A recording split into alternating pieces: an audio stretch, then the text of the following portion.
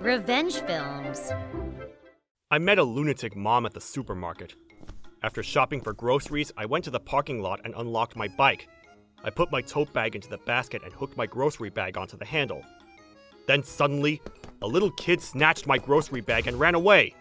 However, he couldn't hold the heavy bag for long and fell right onto his stomach and started crying at the spot. It was a bag of a dozen cans of beer and lots of food.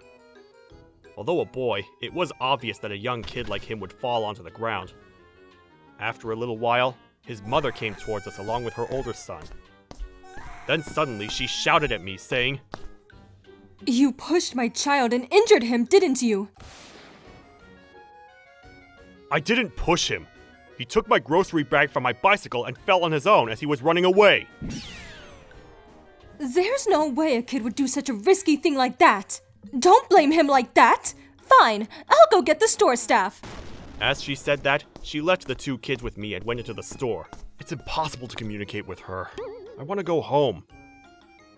As I thought that to myself, the other kid opened the bag that I left on the ground and started to take out the computer game I had inside.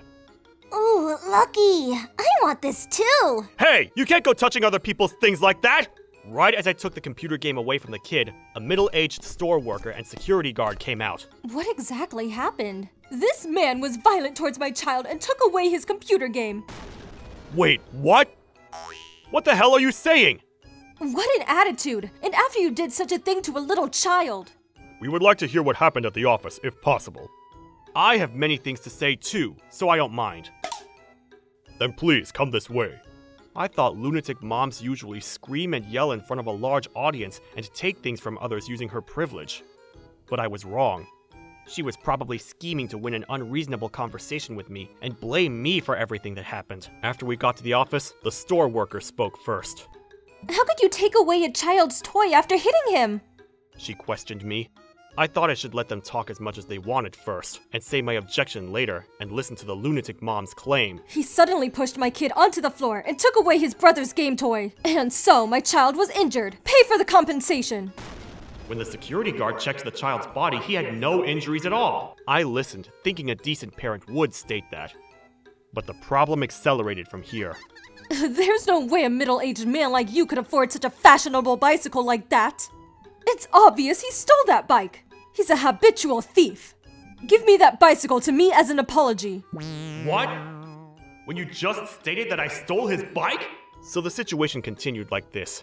And because the conversation was so unreasonable, I was just in shock and awe that there came a day I would get involved with a real lunatic mom. And to brag, my bicycle cost around $2,000 and was a costly, fashionable bicycle that could be folded compactly too. It was the store worker who took the lunatic mom's words seriously. A habitual thief? We have to report him to the police, quick! She said as she panicked. Then the security guard said, "Mrs. Baker, we have to hear the other side of the story too, shouldn't we?" "Sir, it seems like you have a lot to say. Please tell us." I was relieved that someone decent was here in the room. I explained what happened, saying that the two kids snatched my grocery bag and tote bag, and how I only took my own computer game back. Then the lunatic mom frowned and said, Huh? That tote bag was ours to begin with. There was no way you would own a computer game anyways. And the grocery bag is ours too. Give it back, you thief! I think she spotted the pack of meat from my Alone barbecue that I placed on top of the grocery bag so that it wouldn't get crushed. I will report you to the police right now! Mrs. Baker, we shouldn't jump to conclusions so quickly. I was so grateful to the security guard and had probably thanked him 100 times in my head. But there was no way I could keep taking this kind security guard's time with such nonsense. Thus, I began my counterattack. That computer game is mine. It's no mistake. As evidence, I have my name written down on the back of the lid and the game itself. This is my driver's license. Please, check it. The store worker looked at it with suspicious eyes. To continue, that tote bag is mine as well. See, it has my name there too, right? As I showed it to the store worker, she gave a small giggle. But to think a grown man like you owns a childish computer game like this, huh? She laughed as she made fun of me. Well, sorry a grown man like me owns a computer game. Firstly, Mrs. Baker, what's wrong with your attitude? If you checked the receipt, it would have been very easy to confirm what I had bought. Maybe the first half of this mom's claim was decent, but the second half was just crazy. The police? You're joking! Well, I mean, you do kind of look like a criminal. As the store worker said, I do actually have a criminal's face. That's why I chose to be well-mannered usually. But because I shouted previously, I felt slight hate for myself. After a little while, the security guard called the owner of the store, and he came running into the office. "I'm very sorry for the trouble Mrs. Baker caused," he passionately apologized. Well, it is true that the situation caused misunderstanding, so I do understand her attitude, but Mrs. Baker, you made me the criminal without hearing me out, and you're not going to apologize? Then the store worker made a troubled face as she said, I'm sorry about what I did. Although she apologized, I wasn't convinced. You call that an apology? Quit fooling around! I lost my cool. I deeply apologize. I'm sorry.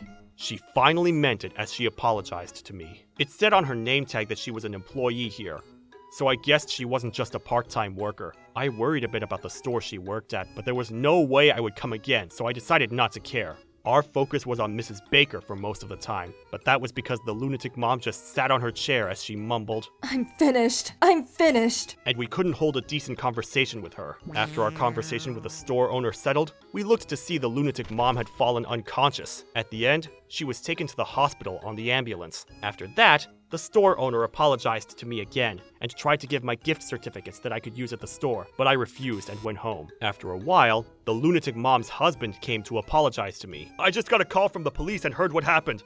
I am very sorry for the trouble we caused you.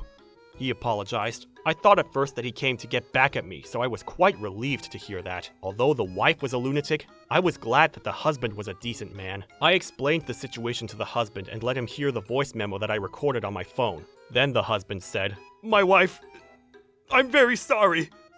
He apologized again. As for me, I would appreciate it if I do not have to get involved with her again. However, I realized that she's quite experienced doing this, so I hope she won't continue this somewhere else. Then, the husband let out a big sigh. As you've guessed, this isn't the first time she did something like this, he said. He told me that he had warned her before that if she caused a big incident that involves the police again, he will divorce her. Thus, it was decided that they were getting a divorce this time. Back then, when the lunatic mom came to her senses and mumbled, I'm finished. She was probably referring to this. I guess she really didn't want to get a divorce. So badly that she lost consciousness. Then she shouldn't have done this in the first place. But the husband explained that it was kind of like a sickness, and he dropped his shoulder. Well, it seems like he's going through a lot too. I thought that as I watched the husband go home. Anyway, it was a day that made me really thank the fact that I, a middle-aged grown man, had written my name on the back of all my belongings. How was today's video? If you enjoyed it, please subscribe, like, and leave a comment. Stay tuned for more.